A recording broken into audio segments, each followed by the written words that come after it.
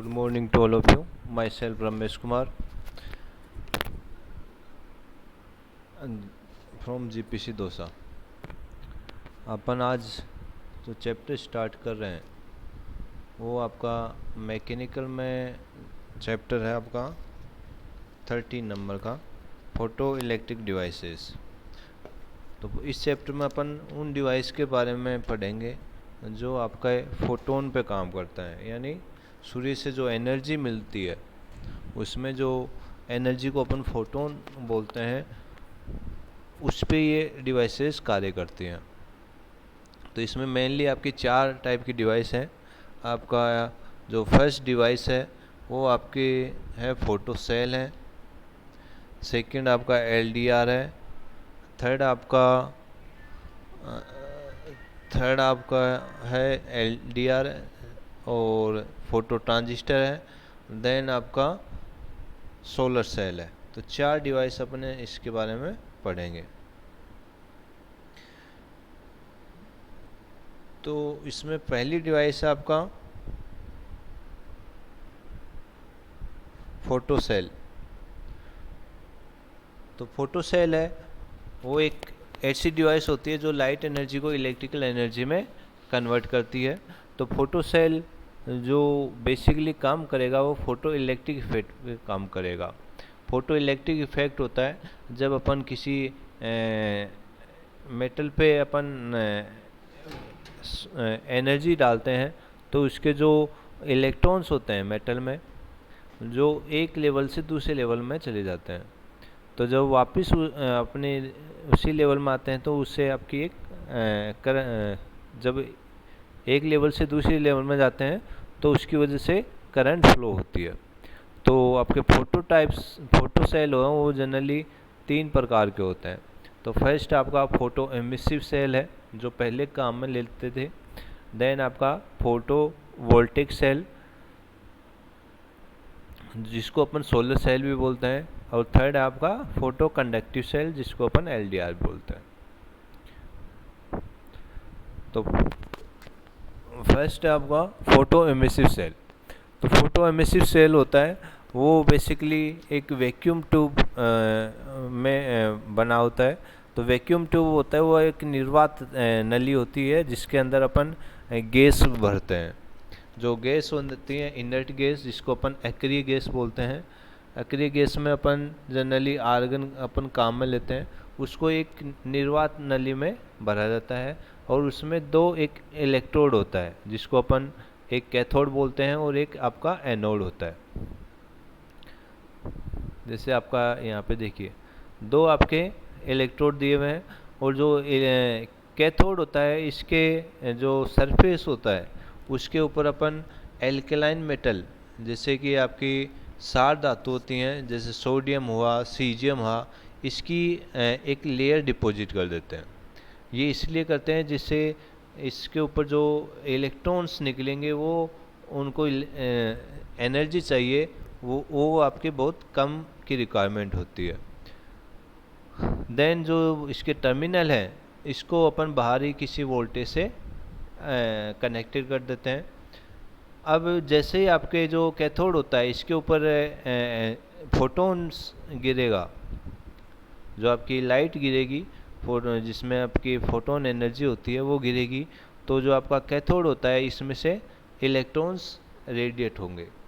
तो जैसे ही आपके इलेक्ट्रॉन्स रेडिएट होते हैं तो जो आपका एनोड पे जो अपन ने पोलरिटी लगा रखी है, एनोड को अपन बाहरी जो वोल्टेज सोर्स है उसको पॉजिटिव से कनेक्टेड कर रखा है, इसलिए जो इलेक्ट्रॉन्स एमिट हुए हैं कैथोड से वो एनोड की तरफ आकर्षित होंगे और इसकी वजह से एक सर्कुलर सर्किट बन जाएगा और उसकी वजह से इसमें एक करंट फ्लो होगी। तो जो आपका फोटो एमिसिव सेल होता है ये जनरली आपका साइज में बड़ा होता है, इसलिए इसको अपन कम काम में लेते हैं। तो ये जनरली आपका 3 चीज़ पे डिपेंड करता है। इसमें जो भी करंट फ्लो होगी वो आपकी 3 चीज़ पे डिपेंड करेगा। तो ये ग्राफ देखिए, इसमें जो हॉरिजॉन्टल एक्सिस पे अपन पोटेंशियल डिफरेंस ले रहे हैं, यानी जो एनोड और कैथोड के बीच में पोटेंशियल अप्लाई कर रहे हैं उस वो वोल्टेज लेंगे, और जो आपका वाई एक्स पे है वो अपन फोटो करंट ले रहे हैं। तो जब अपन वोल्टेज आपका जीरो होगा तब भी इसमें से कुछ ना कुछ आपकी करंट फ्लो होगी। क्यों? क्योंकि जो आपका जब कोई लाइट नहीं गिरती है तब भी इसमें से कुछ ना कुछ इलेक्ट्रॉन्स जनरेट होते हैं, तो इसकी वजह से कुछ करंट फ्लो होती है, और इसको जीरो करने के लिए अपन को ये वोल्टेज नेगेटिव करना पड़ता है, इसलिए यहाँ पे ये नेगेटिव वैल्यू में जाकर के ये जीरो होगी करंट। अब जैसे जैसे आप इंटेंसिटी बढ़ाओगे आपकी करंट है वो आपकी बढ़ती जाएगी, लेकिन जो एक्रॉस वोल्टेज लगाते हैं उसके एक्रॉस वोल्टेज यदि फिक्स कर दिया तो उसकी जो इंटेंसिटी है उसके ऊपर डिपेंड करेगा। तो यदि इंटेंसिटी लो है तो आपको करंट कम मिलती है, और इंटेंसिटी ज़्यादा है तो आपकी करंट ज़्यादा मिलती है।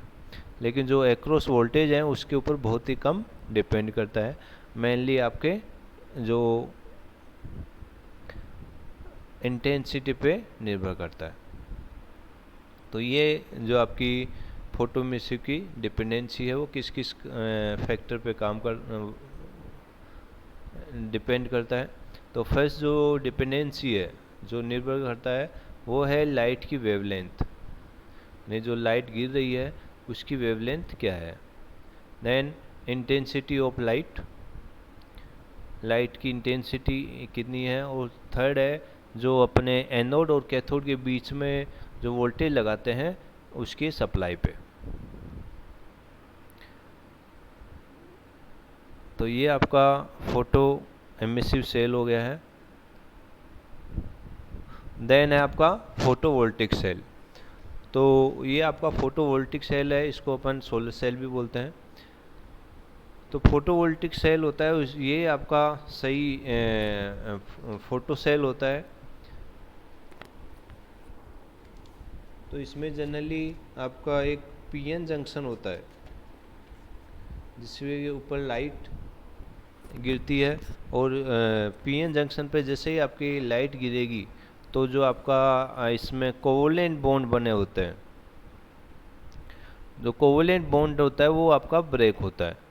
तो कोवलेंट बॉन्ड जैसे ही ब्रेक होगा आपका एक इलेक्ट्रॉन से एक होल फ्री होगा, और एक इलेक्ट्रॉन और एक होल फ्री होगा तो आपका नंबर ऑफ चार्ज कैरियर बढ़ जाएंगे। तो जैसे जैसे अपन ये इंटेंसिटी बढ़ती जाती है तो वैसे वैसे आपके नंबर ऑफ इलेक्ट्रॉन्स और वो बढ़ते जाते हैं, और इससे की वजह से आपके एक करंट फ्लो होती है या एक वोल्टेज जनरेट होता है इसके टर्मिनल पे।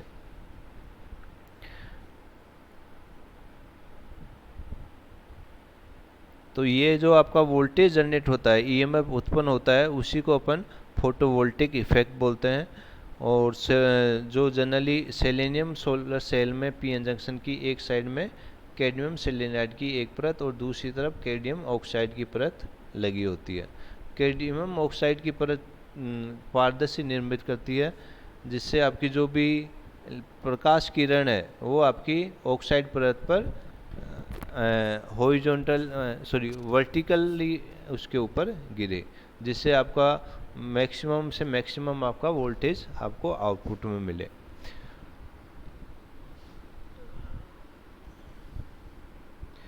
यदि आपका कोई भी पीएन जंक्शन है तो उसका रेजिस्टेंस कम है तो डायरेक्टली आपका इस पे डिपेंड करता है कि आपकी इंटेंसिटी क्या हो रही है।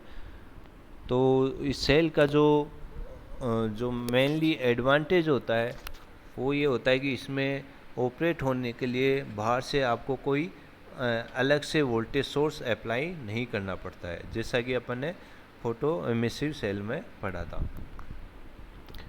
तो मेनली जो फोटो एमिसिव फोटोवोल्टिक में यही डिफरेंस होता है कि इसमें उसमें अपन वोल्टेज अप्लाई करते हैं, इसमें कोई आपके आउटपुट में वोल्टेज नहीं होता है। दूसरा उसमें आपका कैथोड एनोड काम में लेते हैं, इसमें अपन सेमीकंडक्टर काम में लेते हैं। तो इसकी जो कैरेक्टरिस्टिक है इसको अपन आगे पढ़ेंगे, क्योंकि ये आपका फोटोवोल्टिक होता है, इसी को अपन सोलर सेल भी बोलते हैं। ये आपकी इसकी कैरेक्टरिस्टिक है। तो जैसे जैसे आपकी इसकी इंटेंसिटी होती है, बढ़ती जाती है, उस अनुपात में आपका करंट बढ़ता जाएगा, लेकिन जो आपकी जो रेजिस्टेंस है वो आपका डिक्रीज होता हो जाएगा। देन है आपका photo conductive cell. Photo conductive cell होता है, इसको अपन LDR भी बोलते हैं। LDR इसमें क्या होता है, एक सेमीकंडक्टर मेटल होता है। सेमीकंडक्टर मेटल के ऊपर जब लाइट गिरती है तो उसकी कंडक्टिविटी चेंज होती है, क्योंकि अपन जानते हैं जो भी आपका सेमीकंडक्टर होता है उसमें कोवलेंट बॉन्ड होता है, और कोवलेंट बॉन्ड को तोड़ने के लिए कुछ एनर्जी चाहिए, और कोवलेंट बॉन्ड को एनर्जी तोड़ने के लिए बहुत ही कम एनर्जी की ज़रूरत होती है, तो वो आसानी से अपन को फोटोन से मिल जाती है। तो जैसे ये फोटोन आपकी जो सेमीकंडक्टर होता है उसके ऊपर गिरता है तो उसकी कंडक्टिविटी चेंज होती है। इसलिए जो भी आपकी कंडक्टिविटी चेंज करने के लिए अपन फोटो कंडक्टिव सेल काम में लेते हैं। तो इसको बनाने के लिए एक मेटल प्लेट ले रहे हैं। थिन फिल्म होती है सेमीकंडक्टर की, और वो सेलेनियम और टेलेनियम सल्फाइड की हो सकती है, और इसके ऊपर अपन एक सेमी ट्रांसपेरेंट मेटल लगा देते हैं।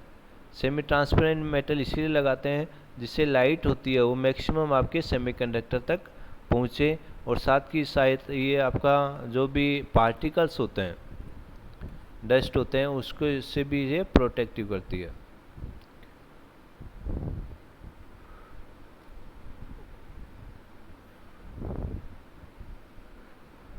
और इसको बाहर से कनेक्ट करने के लिए अपन आयरन बेस काम में लेते हैं, और बाहर से कनेक्ट करते हैं बैटरी के साथ। इसकी सीरीज में अपन ने एक रेजिस्टेंस लगा दिया। अब जैसे ही आपका इसकी कनेक्टिविटी चेंज होगी तो आपका जो आर के अक्रॉस जो वोल्टेज होगा वो आपका चेंज होगा। तो इसलिए इसमें से जो बहने वाली करंट होती है वो आपकी चेंज होती रहती है। तो यदि अपन इसकी जो लाइट की ल्यूमिनेंस इंटेंसिटी आई मानते हैं, और सोलर जो डिस्टेंस है उसकी डी मानते हैं, पॉइंट डिस्टेंस डी है, तो यूनिवर्सल लॉ के अकॉर्डिंग जो भी एनर्जी होगी वो प्रोपोर्शनल I/d² होगी। और लाइट फ्रॉम वोल्टेज सेल्स की जो डिस्टेंस डी है और फोटो करंट होती है वो जो फोटो करंट है वो प्रोपोर्शनल टू I होती है। तो जो आपका डिफ्लेक्शन अपन थीटा लेते हैं, जो आपकी इसमें करंट मेजर करने के लिए अपन कोई डिफ्लेक्शन है वो थीटा है, तो थीटा प्रोपोर्शनल E हो जाएगा। तो यहाँ से अपन E की वैल्यू ऊपर से लिखेंगे तो थीटा प्रोपोर्शनल I/d², और theta into d² equal to constant value हो जाएगी। तो यहाँ पे जो थीटा और डिस्टेंस है उसकी वैल्यू हमेशा कांस्टेंट आएगी। तो इस तरीके से आपके जो फोटो सेल है उसके बारे में पढ़ा।